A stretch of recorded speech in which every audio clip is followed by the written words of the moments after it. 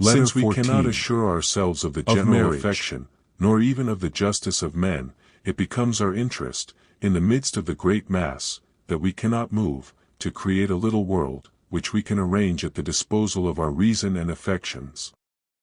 In this retreat, dictated to us alike by our instincts and our hearts, let us forget the chimeras which the crowd pursue, and if the men of fashion and the world stare, ridicule, and even condemn us, let their murmurs sound in our ears as the dashing of the waves on the distant shore, to the stranger, under the hospitable roof which shelters him from the storm.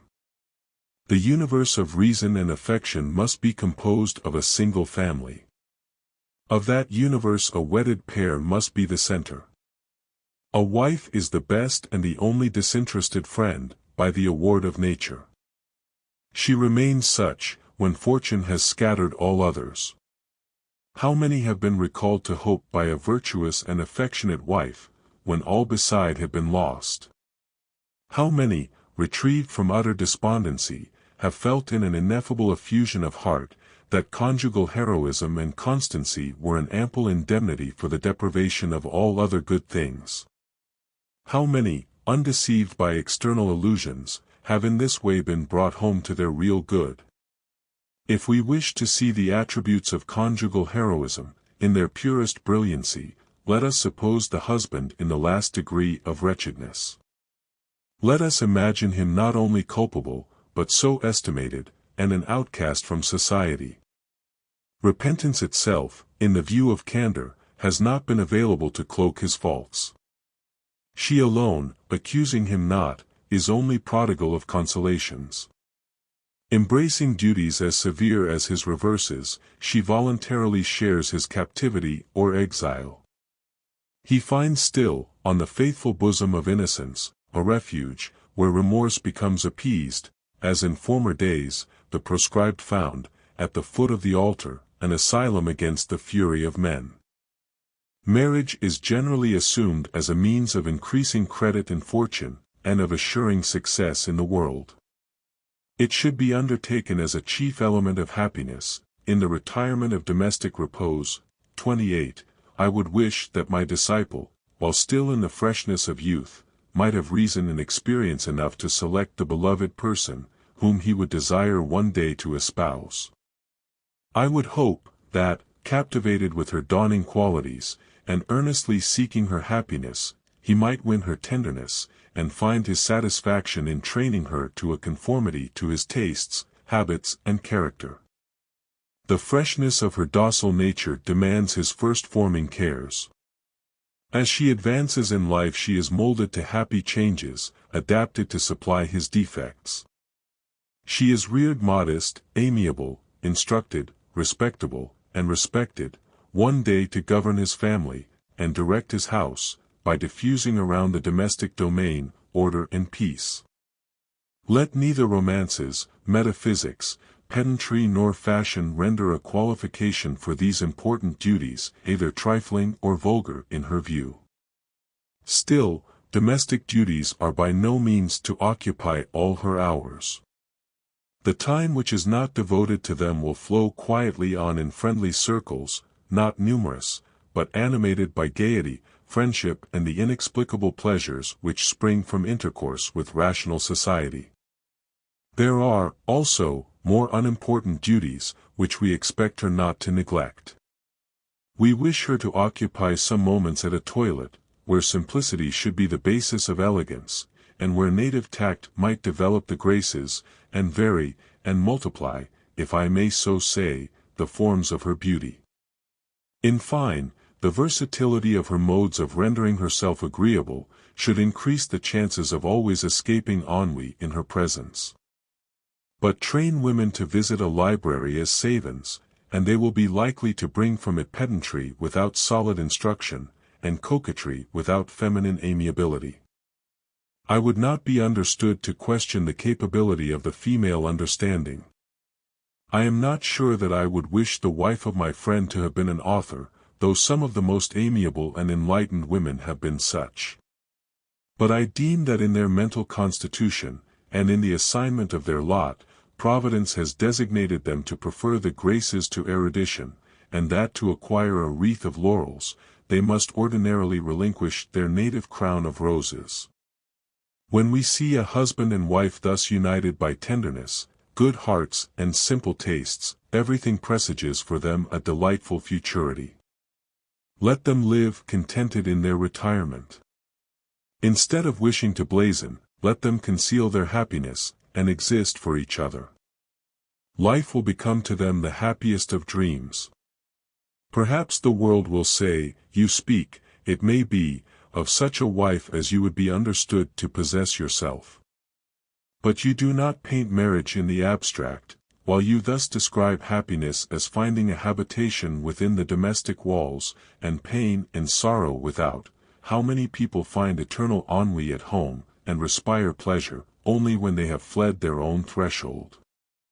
There are few wives so perfect, says La Bruyere, as to hinder their husbands from repenting at least once in a day, that they have a wife, or from envying the happiness of him who has none."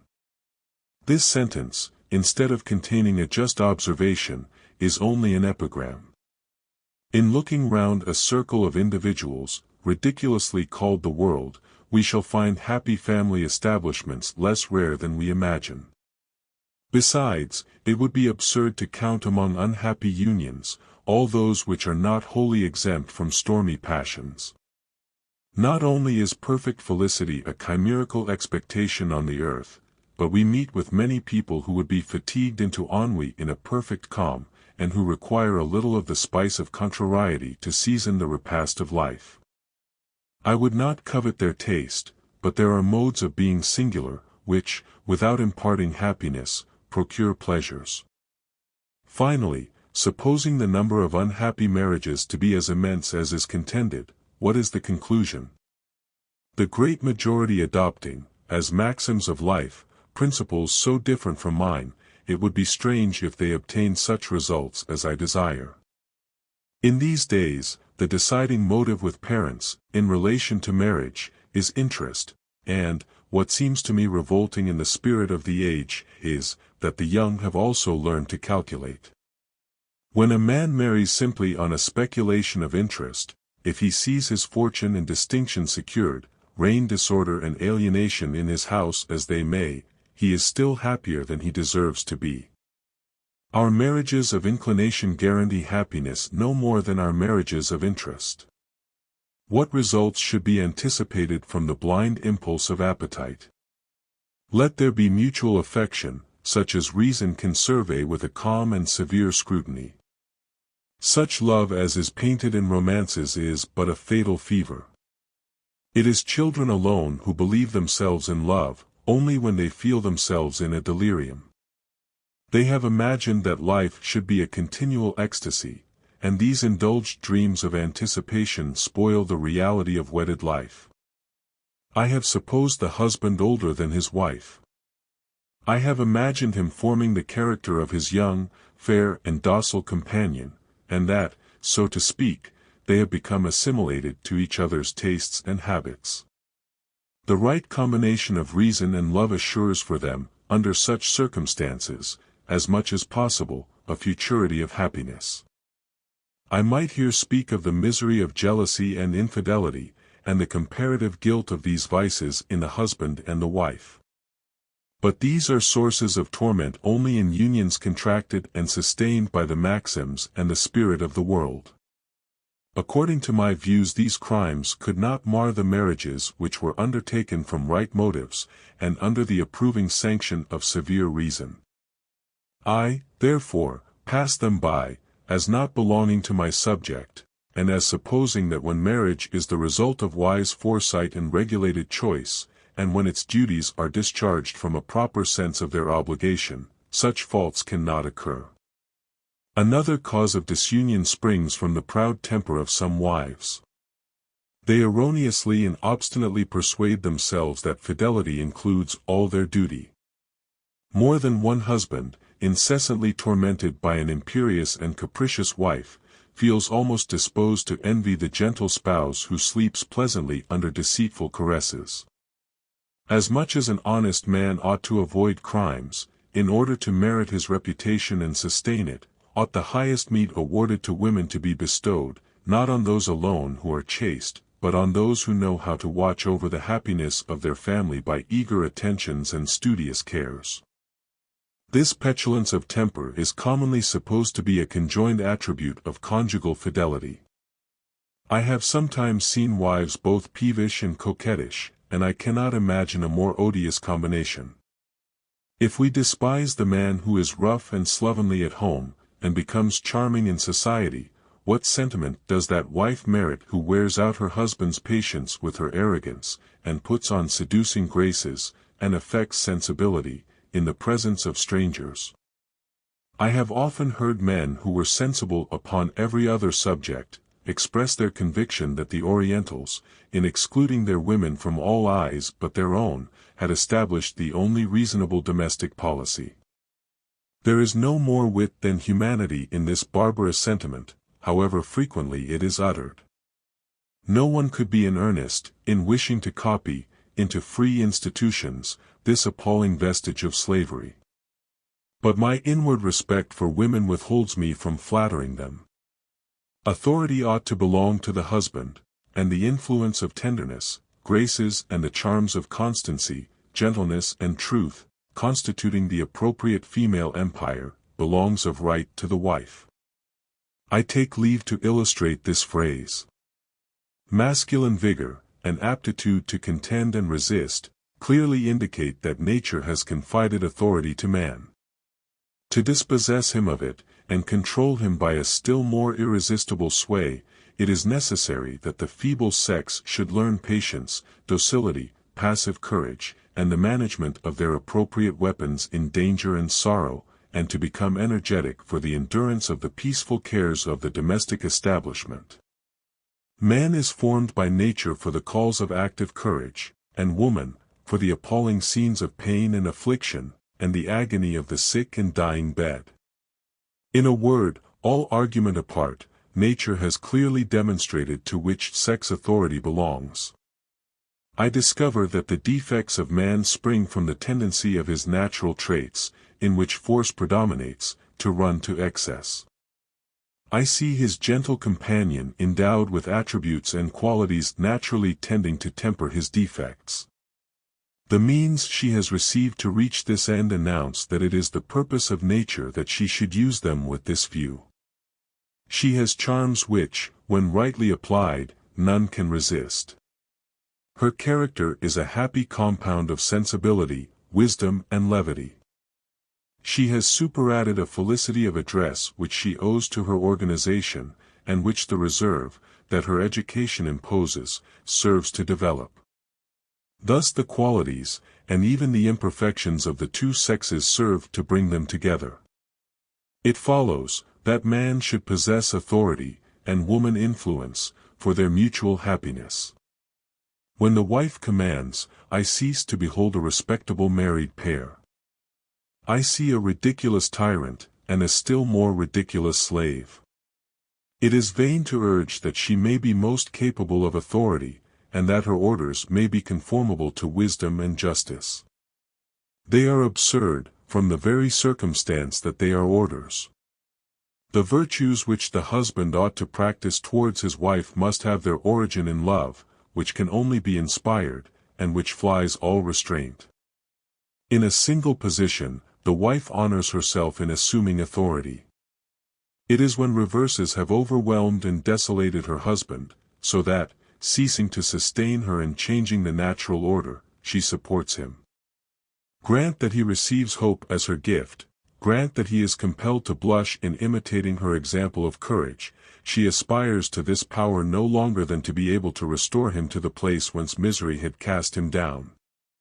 It is a truth that ought not to be contested, that dissatisfied husbands and wives often love each other more than they imagine. Suppose them to believe themselves indifferent, and to seem so, and even on the verge of mutual hate, should one of them fall sick, we see the other inspired with sincere alarms. Suppose them on the eve of separation, when the fatal moment comes, both recoil from the act. Habit almost causes the pains, to which we have been long accustomed, to become cause of regret when they cease. When the two begin mutually to complain of their destiny, I counsel each, instead of wishing to criminate and correct each other, to give each other an example of mutual forbearance and indulgence. It may be, that the cause of their mutual dissatisfaction is unreal, the supposed wrong not intended, the suspicion false. Candor and forgiveness will appease all. The husband may have gone astray only in thought, which is beyond human privilege to fathom. The wife may have minor defects and an unequal temper, without forfeiting much excellence and many remaining claims to be loved. The morbid influence of ill health and irresistible temperament, in their powerful action upon the temper, may have been the source whence the faults flowed on either part, and the mutual wrongs may thus have been, in some sense, independent of the will of the parties. Bound, as they are, in such intimate and almost indissoluble relations, before they give that happiness, which they hoped and promised, to the winds, let them exhaust their efforts of self-command and mutual indulgence, to bring back deep and true affection. The purest happiness of earth is, unquestionably, the portion of two beings wisely and fitly united in the bonds of indissoluble confidence and affection. What a touching picture does Madame de Staël present in these lines: I saw, during my sojourn in England, a man of the highest merit united to a wife worthy of him. One day, as we were walking together, we met some of those people that the English call gypsies, who generally wander about in the woods in the most deplorable condition. I expressed pity for them thus enduring the union of all the physical evils of nature. Had it been necessary, said the affectionate husband, pointing to his wife, in order to spend my life with her, that I should have passed 30 years in begging with them, we would still have been happy. Yes, responded the wife, the happiest of beings.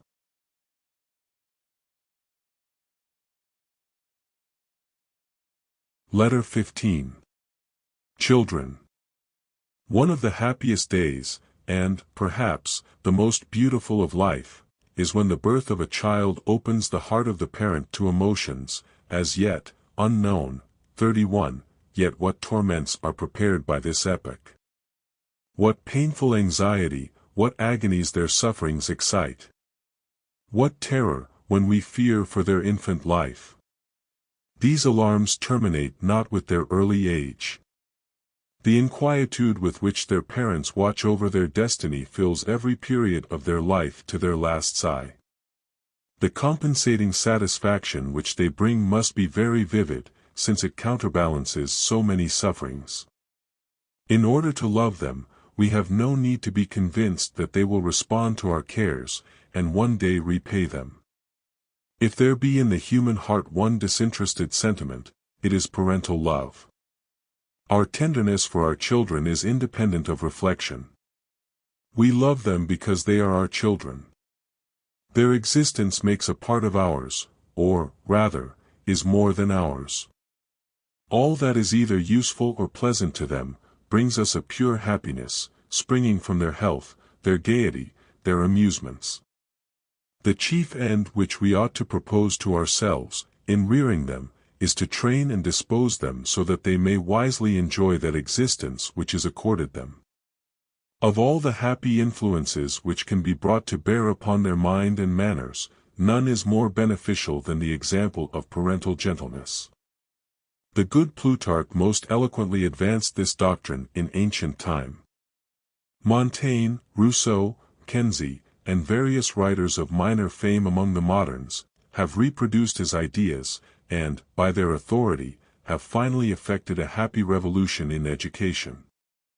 I delight to trace the most important ideas thus reproduced by enlightened and noble minds in different ages. It is chiefly by persevering in the system of the influence of gentleness that we may expect an ultimate amelioration in the human character and condition. But scarcely has any such salutary change been effected, before minds, either superficial or soured, see only the inconveniences which accompany it, and, instead of evading or correcting them, would return to the point whence they started. We hear people regretting the decline of the severity of ancient education, and maintaining the wisdom of those contrarieties and vexations which children used to experience, a fitting discipline of preparation, say they, to prepare them for the sorrows of life. Would they, on the same principle, inflict bruises and contusions, to train them to the right endurance of those that carelessness or accident might bring? It is an advantage, say they, to put them to an apprenticeship of pain at the period when the sorrow it inflicts is light and transient. This mode of speaking, with many others of similar import, presents a combination of much error with some truth. The sufferings of childhood seem to us trifling and easy to endure, because time has interposed distance between them and us, and we have no fear of ever meeting them again. It does not cease to be a fact, that the child that passes a year under the discipline of the ferule of a severe master, is as unhappy as a man deprived a year of his liberty. The latter, in truth, has less reason to complain, since he ought to find, in the discipline of his reason, and his maturity and force of character, more powerful motives for patient endurance. Parents. Providence has placed the destiny of your children in your hands. When you thus sacrifice the present to an uncertain future, you ought to have strong proof that you will put at their disposal the means of indemnification. If the sacrifice of the present to the future were indispensable, I would not dissuade from it. But my conviction is, that the best means of preparing them for the future may be found in rendering them as happy as possible for the present. If it should be your severe trial to be deprived of them in their early days, you will, at least, have the consolation of being able to say, I have rendered them happy during the short time they were confided to me.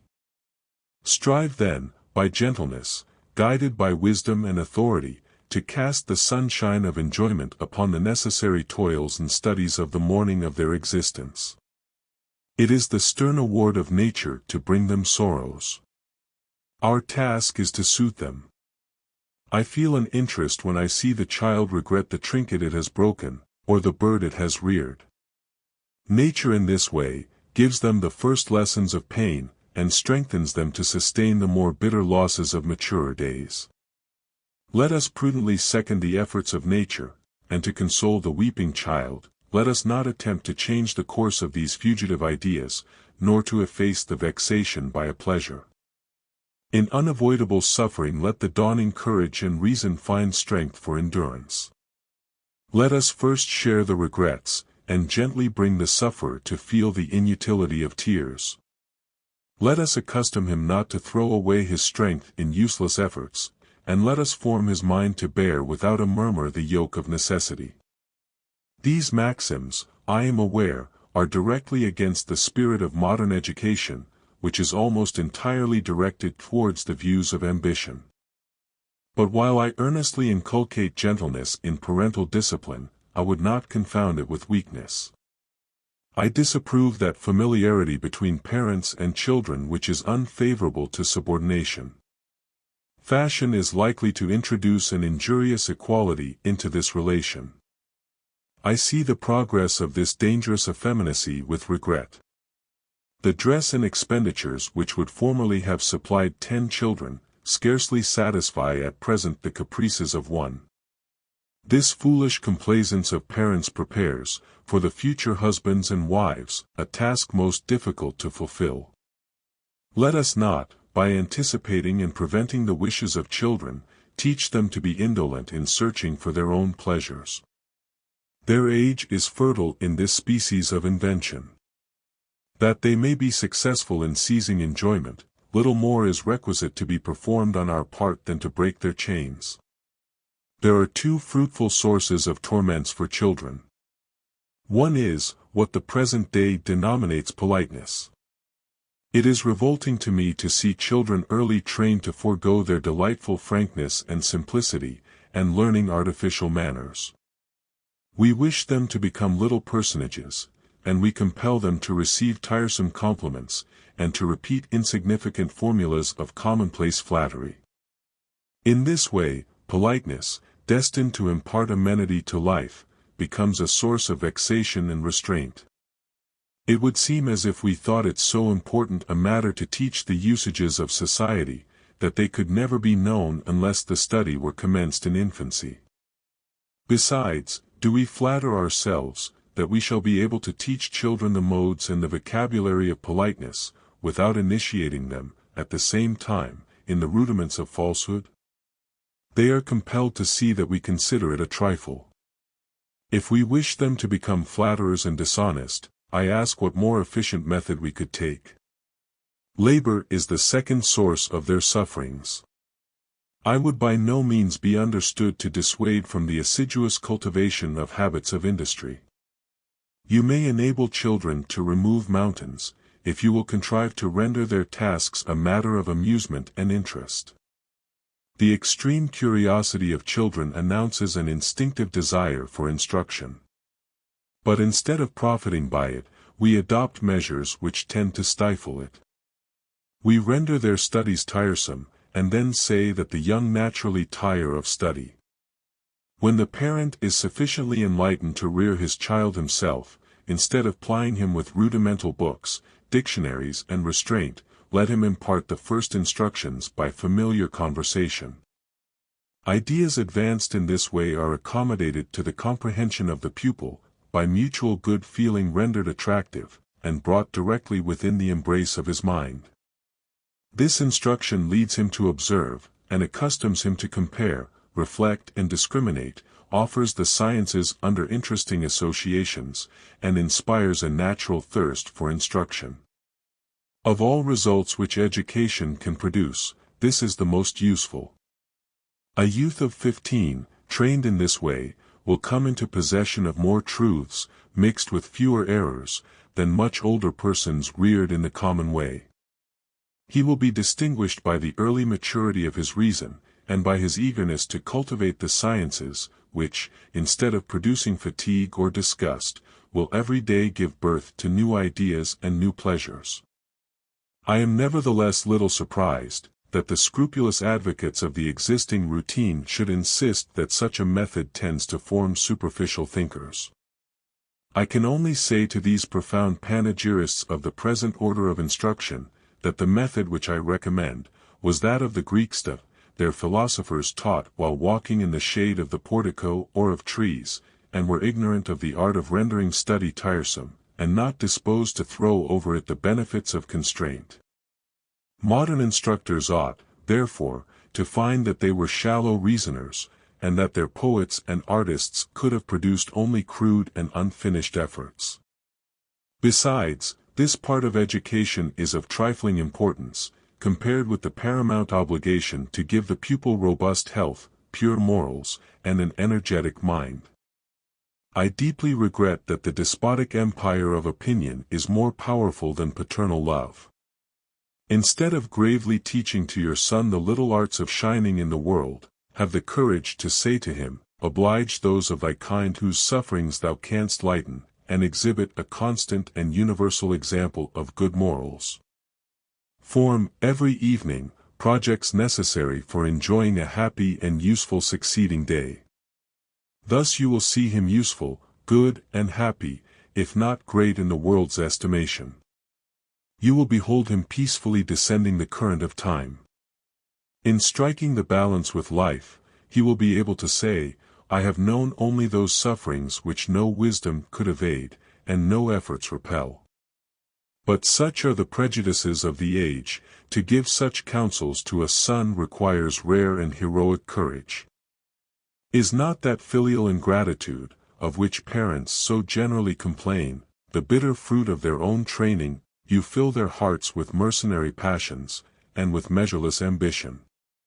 You break the tenderest ties, and send them to distant public schools.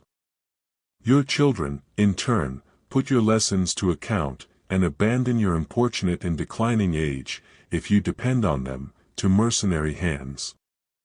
When they were young, you ridiculed them out of their innocent recklessness, and frankness, and want of worldly wisdom. You vaunted to them that ambition and those arts of rising, which, put in practice, have steeled their hearts against filial piety, as well as the other affections that belong not to calculation.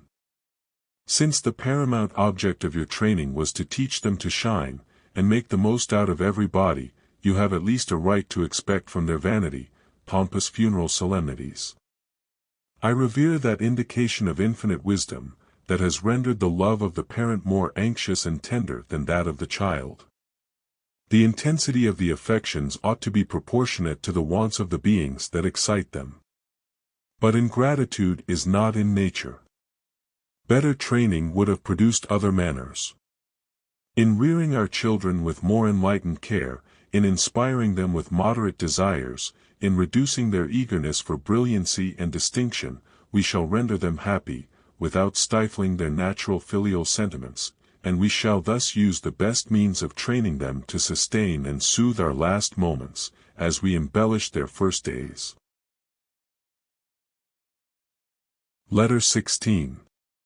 Of Friendship. Let us bring within the family circle a few persons of amiable manners and simple tastes. Our domestic retreat may then become our universe. But we must search for real friends, with capabilities for continuing such. If interest and pleasure break the accidental ties of a day, shall friendship, which was always a stranger to the connection, be accused of the infraction? A real friend must not be expected from the common ties of vulgar interest, but must be, in the circle to which he belongs, as a brother of adoption.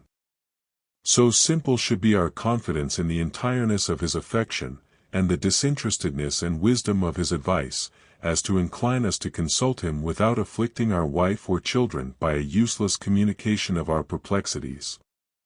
To him we should be able to confide our fears, and while we struggle, by his advice and aid to escape the pressing evil which menaces to overwhelm us, our family may still repose in tranquil security. If he suffer in turn, we share his pains. If he have pleasures, we reciprocally enjoy them.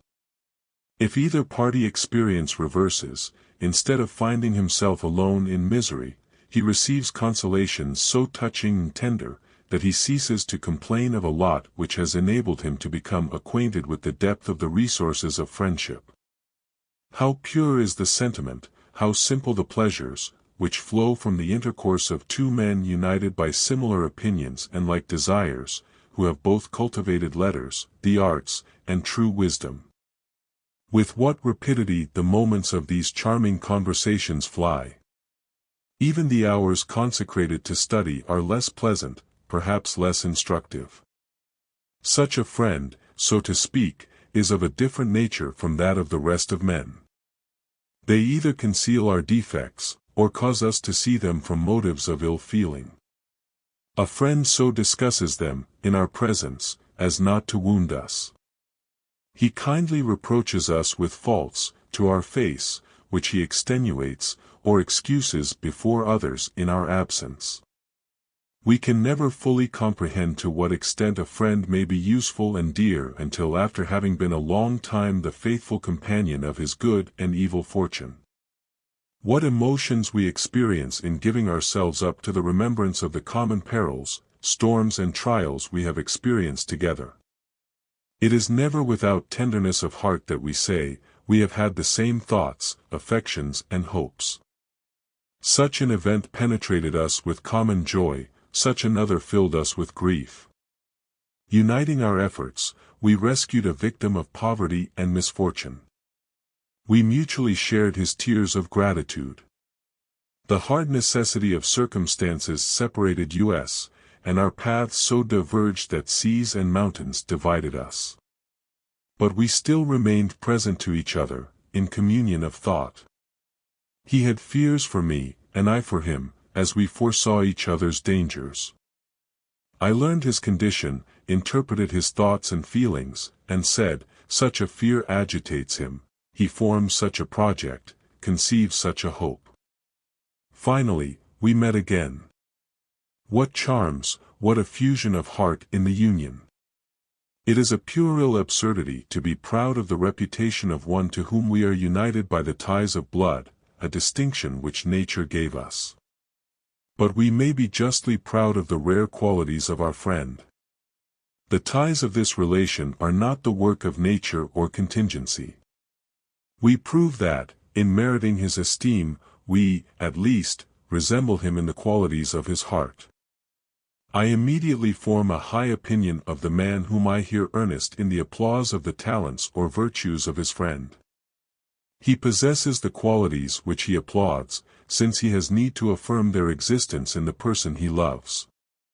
This noble and pure sentiment has had its peaceable heroes.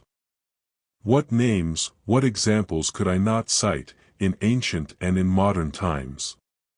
What splendid and affecting proofs of identity of fortune, joys and sorrows, and even danger and death! I knew two friends, of whom every one spoke with respect. One of them was asked the extent of his fortune. "Mine is small," he replied, "but my friend is rich."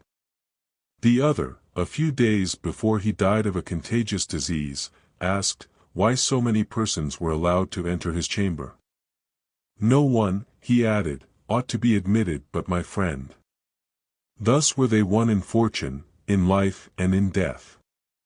I deem, that even moralists have sought to render this peaceable sentiment, this gentle affection, and the only one exempt from storms, too exclusive. I am aware, how much our affections become enfeebled, in proportion as their objects multiply. There is force in the quaint expression of an old author. Love is like a large stream which bears heavy laden boats. Divide it into many channels, and they run aground. Still, we may give the honored name of friend to several, without profaning it, if there exist between us mutual sympathy, high esteem and tender interest, if our pleasures and pains are, in some sense, common stock, and we are reciprocally capable of a sincere devotion to each other's welfare.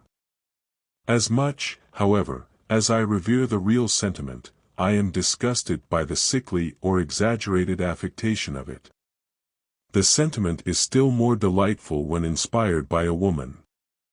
I shall be asked, if it can exist in its purity between persons of the different sexes? I answer in the affirmative, when the impulses of youth no longer agitate the heart. We then experience the whole charm of the sentiment, as the difference of sex, which is never entirely forgotten, imparts to it a vague and touching tenderness and an ideal delight for which language is too poor to furnish terms. Why can love and friendship, the sunshine of existence, decay in the heart? Why are they not eternal? But since it is not so, if we are cruelly deceived in our affections, the surest means of medicating our pain is, instead of cherishing misanthropic distrust, to look round and form the same generous ties anew. Has your friend abandoned you? Or, worse, has your wife become unworthy of your love? It is better to be deceived 1,000 times than to add, to the grief of wounded affection, the insupportable burden of general distrust, misanthropy and hatred. Let these baneful feelings never usurp the place of those sentiments which must constitute human happiness. Pardon to those by whom you have been loved, the sorrows which their abandonment has caused you, in consideration of those days of the past which was embellished by their friendship. But these treasons and perfidies are only frequent in the intercourse of those who are driven about by the whirlwinds of life, in which so many opposing interests, so many deceitful pleasures confuse and separate men. The simple-minded and good, whose days flow pleasantly in retreat, every day value more the price of those ties that unite them. Their happiness is veiled and guaranteed by a guardian obscurity. I give place to none of the illusions of inexperience in regard to men. 37.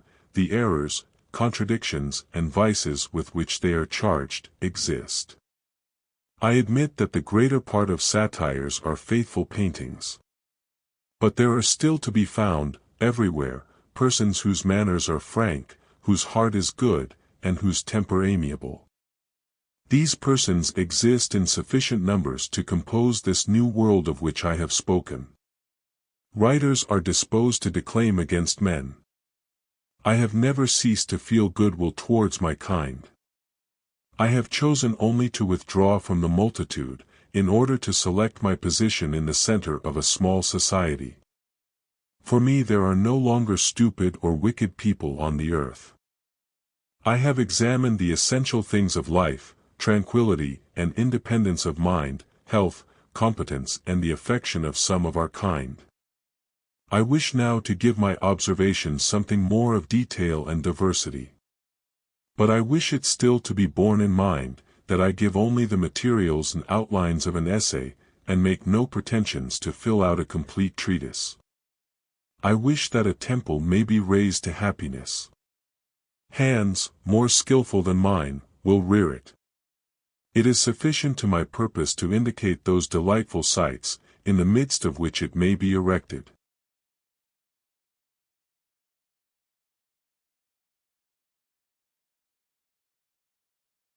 Letter 17. The pleasures of the senses. Nature has decreed that each one of our senses should be a source of pleasure. But if we seek our enjoyment only in physical sensations, the same stern arbiter has enacted that our capability of pleasure should soon be exhausted, and that, palled and disgusted, we should die without having known true happiness. Exactly in proportion as pleasures are less associated with the mind, their power to give us any permanent satisfaction is diminished. On the contrary, they become vivid and durable, precisely in the degree in which they awaken and call forth moral ideas. They become celestial, when they connect the past with the present with the future, and the whole with heaven. In proportion as we scrutinize the pleasures of the senses, we shall always find their charm increasing in the same degree, as losing, if I may so say, their physical stain, they rise in the scale of purification, and become transformed, in some sense, to the dignity of moral enjoyments. I look at a painting, it represents an old man, a child, a woman giving alms, and a soldier, whose attitude expresses astonishment. I admire the fidelity, the truth and coloring of the picture, and my eye is intensely gratified. But remaining ignorant of the subject, I go away, and the whole shortly vanishes from my memory. I see it again, and am now struck with the inscription at the bottom, Date Obulum Belisarium. I remember an interesting passage of history. A crowd of moral images throng upon my spirit, I soften to tenderness, and I comprehend the affecting lesson, which the artist is giving me. I review the painting, again and again, and thrill at the view of the blind warrior, and of the child holding out his helmet to receive alms. When we travel, those points of view in the landscape which long fix our eye, are those which awaken ideas of innocence and peace, affecting the heart with associations connected with the morning of our life, or ideas of that power and immensity, which move and elevate the soul. The paintings of nature, as well as those of men, are thus capable of being embellished by moral associations. In traveling, I perceive a delightful isle embosomed in a peaceful lake. While I contemplate it, with the simple pleasure excited by a charming landscape, I am told that it is inhabited by a happy pair, who were long crossed and separated, but who wore out the persevering opposition of fortune, and are now living there in the innocence and peace of the first tenants of paradise. How different an interest the landscape now assumes! I behold the happy pair, without care or regret, sheltered from jealous observation, enjoying the dream of their happy love, gratefully contemplating the author of the beautiful nature around them, and elevating their love and their hearts, as a sacrifice to him. Sights, which, in themselves, have no peculiar charm, become most beautiful as soon as they awaken touching remembrances. Suppose yourself cast by misfortune on the care of a stranger in a strange land. He attempts to dispel your dejection, and says, "These countries are hospitable, and nature here puts forth all her opulence. Come, and enjoy it with us." The gay landscapes, which spread before you, all assume the appearance of strangers, and offer no attractions. But while your eye traverses the scenery with indifference, you see blue hills melting into the distant horizon. No person remarks them, but yourself. They resemble the mountains of your own country, the scenes upon which your infant view first rested. You turn away to conceal the new emotions, and your eyes are filling with tears. You continue to gaze fondly on those hills, dear to memory. In the midst of a rich landscape, they are all that interests you. You return to review them every day, and demand of them their treasured remembrances and illusions, the dearest pleasures of your exile. All the senses would offer me examples, in illustration of this idea. Deprive the pleasures of physical love of moral associations, which touch the heart, and you take from it all that elevates the enjoyment above that of the lowest animals. Else, why do modesty, innocence, the expression of unstained chastity, and the graces of simplicity possess such enchanting attractions? The truth, that there exists in love a charm stronger than physical impulse, is not unknown even to women of abandoned manners. The most dangerous of all those in this unhappy class, are they, who, not relying on their beauty, feign still to possess, or deeply to regret those virtues, which they have really cast away. There are useful duties upon this subject, which I should find it difficult to present in our language. In proportion as the manners of a people reach the extreme refinement of artifice and corruption, their words become chaste. It is a final and sterile homage rendered to modesty.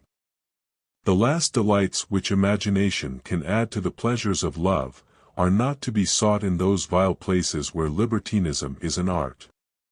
We must imagine the first wedded days of a young and innocent pair, whose spirits are blended in real affection, in similar tastes, pursuits and hopes, who realize those vague images which they had scarcely allowed before to float across their mind. They who seek in the pleasures of taste only physical sensations, degrade their minds and finish their useless existence in infirmity and brutal degradation. The pleasures of taste should only serve to render the other enjoyments more vivid, the imagination more brilliant, and the pursuits of life more easy and pleasant. All objects should present themselves under a gay aspect. A happy veil should shroud those pains which have been, or are to be endured. Even the wine cup, more powerful than the waters of Lethe, should not only procure forgetfulness of the past, but embellishment of the future. The pleasures derived from odors are only vivid, when they impart to the mind a fleeting and vague exaltation. If the Orientals indulge a passion for respiring perfumes, it is not solely to procure pleasurable physical sensations. An embalmed atmosphere exalts the senses, and disposes the mind to pleasant reverie, and paints dreams of paradise upon the indolent imagination. Were I disposed to present the details of a system upon this subject, the sense of hearing would offer me a crowd of examples. The brilliant and varied accents of the nightingale are ravishing. But what a difference between hearing the melody from a cage, and listening to the song at the noon of night, when a cool and pure air refreshes the lassitude of the burning day, and we behold objects by the light of the moon, and hear the strains of the solitary bird poured from her free bower. A symphony, the sounds of which only delight the ear, would soon become wearying. If it have no other determinate expression, it ought, at least, to inspire reverie, and produce an effect not unlike that of perfumes upon the Orientals. Suppose we have been at an opera, got up with all the luxury of art. Emotions of delight and astonishment rapidly succeed each other, and we believe it impossible to experience new sensations of pleasure. In returning home, we chance to hear in the distance, through the stillness of night, a well-remembered song of our infancy, that was sung to us by some one dear to our memory. It is at once a music exciting more profound emotion, than all the strains of art which we so recently thought could not be surpassed. The remembrances of infancy and home rush upon the spirit, and efface the pompous spectacle, and the artificial graces of execution. Observations to the same effect might be multiplied without end. If you desire pleasures, fertile and happy remembrances, if you wish to preserve elevation of mind and freshness of imagination, choose, among the pleasures of the senses, only those which associate with moral ideas. Feeble, when separated from the alliance of those ideas, they become fatal when they exclude them. To dare to taste them, is to sacrifice happiness to pleasures which are alike ephemeral and degrading. It is to resemble him, who should strip the tree of its flowers, to enjoy their beauty. He loses the fruits which would have followed, and scarcely casts his eye on the flowers before they have faded.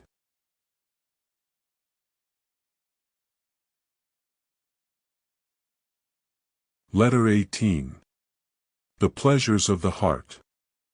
The Creator has put forth in His gifts a magnificence which should impress our hearts.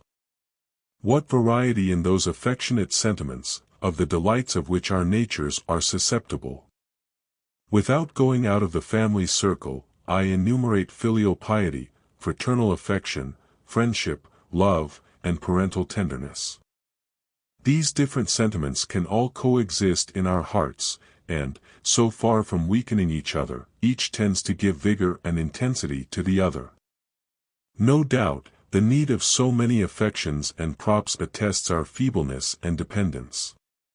But I can scarcely conceive of the happiness, which a being, impassible to weaknesses and wants, could find in himself. I am ready to bless that infirmity of our natures, which is the source of such pure pleasures, and such tender affections. Let us avoid confounding that sensibility which exacts the pleasures of the heart, with that which produces impassioned characters. They differ as essentially as the genial, vital warmth, from the burning of a fever. Indolence, objects calculated strongly to strike the imagination, and those maxims which corrupt the understanding, develop a vague and ardent sensibility, which sometimes conducts to crime, and always to misery.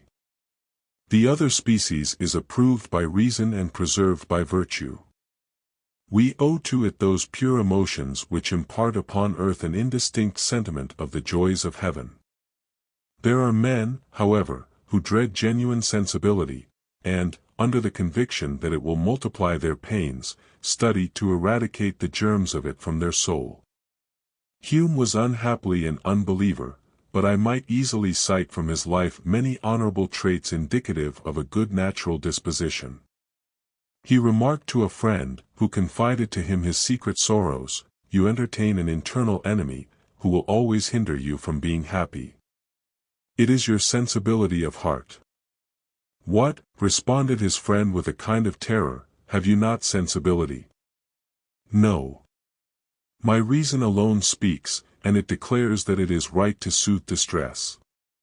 In listening to this reply of Hume, we are at once struck with the idea, that the greater part of those who adopt his principles, do not pause at the same point with their model. They sink into that heartless class, who see all human calamities with a dry eye, provided they have no tendency to abridge their own enjoyments. Suppose even that they pursue the lessons of the Scotch philosopher to better purpose, and without any emotion, without any impulse of heart, hold out a succoring hand to those who suffer. This, perhaps, may answer the claims of reason. But the social instinct will always repel that austere morality, which would give to the human heart an unnatural insensibility, and deprive it, if I may so say, of its amiable weakness. I would hardly desire to see a man oppose a courage, too stoical, to his own miseries. The natural tears which he sheds in extreme affliction, are his guarantee for the sympathy which he will feel for my sorrows. It is a vile but common maxim, that two conditions are necessary to success in life. The one is, to have a selfish heart. The other, the adage of egotism, is, that to avoid suffering, we must stifle sensibility. I say to these heartless philosophers of the world, that if the only requisite is to avoid suffering, through destitution of feeling, to die is the surest method of all. The secret of happiness does not consist in avoiding all evils, for in that case, we must learn to love nothing. If there be a lot on earth worthy of envy, it is that of a man, good and tender-hearted, who beholds his own creation in the happiness of all who surround him. Let him who would be happy, strive to encircle himself with happy beings. Let the happiness of his family be the incessant object of his thoughts. Let him divine the sorrows and anticipate the wishes of his friends. Let him inspire the fidelity of affection in his domestics, by pledging to them a comfortable and pleasant old age. Let him, as far as may be, preserve the same servants, and give them all needed succor and counsel. In fine, let the inmates and dependents of the house all respire a calm and regulated happiness. Let even the domestic animals know that humanity presides over their condition. Entertaining such views, it will be easy to see in what light I contemplate those men who take pleasure in witnessing the combats of animals. What man who has a heart can see spectacles, equally barbarous and detestable, with satisfaction, such as dogs tearing to pieces a bull, exhausted with wounds, cocks mangling each other, the encounter of brutal boxers, or of bad boys in the streets, encouraged to the diabolical sport of fighting?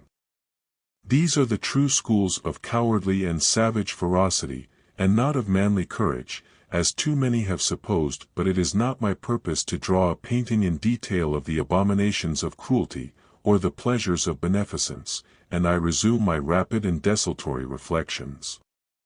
To preserve the sentiments of beneficence and sensibility, let us avoid the pride which mars them. Beneficence in one respect resembles love. Like that, it courts concealment and the shade. The most useful direction we can give to beneficence is, to multiply its gifts as widely as possible. Let us avoid imitating those men who are always fearful of being deceived by those who solicit their pity. In an uncertainty whether or not you ought to extend succor, grant it. It can only expose you to the error that is least subject to repentance. Offer useful counsels and indulgent consolations. Save, from despair, the unfortunate victim, who groans under the remorse of an unpremeditated fault. Unite him again to society by those cords which his imprudence has broken. Rekindle in him the love of his kind, by saying to him, though you may not recover innocence, repentance can at least restore your virtue. If we have access to the opulent and powerful, we have an honorable, but difficult task to fulfill. To assume the often thankless office of soliciting frequent favors for friends, without losing the consideration necessary to success, requires peculiar tact, discernment and dignity. Above all, it requires disinterested zeal. In attempting this delicate duty in the form of letters, we may soon dissipate our slender fund of credit. Letters of recommendation resemble a paper currency. They are redeemed in specie so long as they are issued discreetly, and in small amounts, but which become worse than blank paper, as soon as we multiply them too far. Such is the intrinsic attraction of beneficence, that even if we refuse to practice it, we still love whatever retraces its image. A romance affects us. Pathetic scenes soften our hearts at the theater. In thus embracing the shadow, we pay a sublime testimonial to the substance. The example of beneficence so readily finds its way to every heart, that we are affected even in thinking of those who practice it. The coldest hearts pay a tribute of veneration to those women, who, in consecrating themselves to the service of the poor and the sick, encounter extreme fatigue, disgust, and often abuse from the wretched objects themselves, in the squalidness and filth of prisons and hospitals. How beautiful to learn to put forth patience to mitigate the maladies of the body, and hope, to soothe those of the mind. Ye, who practice virtues thus touching and sublime, may well hope the highest recompenses of heaven. Such alone are worthy of your pure spirits. Ye seem to have passed in light across our dark sphere, only to fulfill a transient and celestial mission, to return again to your country.